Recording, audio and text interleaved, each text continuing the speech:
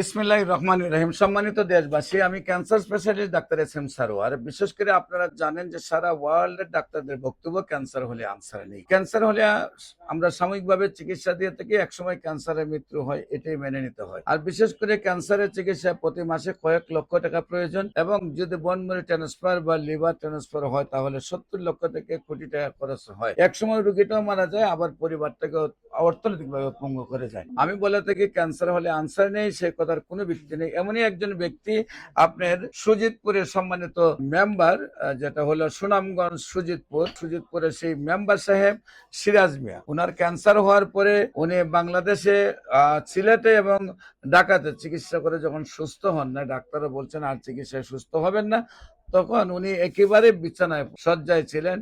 শরীরে মাংস 1 কেজিও, মানে 10 কেজিও ছিল না, এমন অবস্থায় ছিল। সবাই যখন বলছে তার আর চিকিৎসা নাই, তখন আমরা চিকিৎসা করেছি। সেই মজিদপুরের সিরাজ মিয়া কমিশনার আজকে প্রায় 90 কেজি ওজনের একজন সুটাম দেহী ব্যক্তি, এবং আজ থেকে আরো প্রায় 20 বছর আগে আমরা চিকিৎসা করেছি। তার ক্যান্সার হলে আনসার নেই, সে কথার কোনো ভিত্তি নেই। ক্যান্সার সম্পূর্ণরূপে সুস্থ হয়। আপনারা যে কোনো ক্যান্সারের চিকিৎসার জন্য মাথার চুল থেকে পায়ের নখ পর্যন্ত যেখানেই ক্যান্সার হোক না কেন, গণস্বাস্থ্য হোমিওতে যোগাযোগ করার জন্য, বিশেষ করে আমি cancer specialist doctor S M Sarwar কাছে চিকিৎসার জন্য আপনারা স্ক্রিনে দেওয়া নম্বরে যোগাযোগ করেন। সবাইকে ধন্যবাদ। আসসালামু আলাইকুম ওয়া রাহমাতুল্লাহি ওয়া বারাকাতুহু।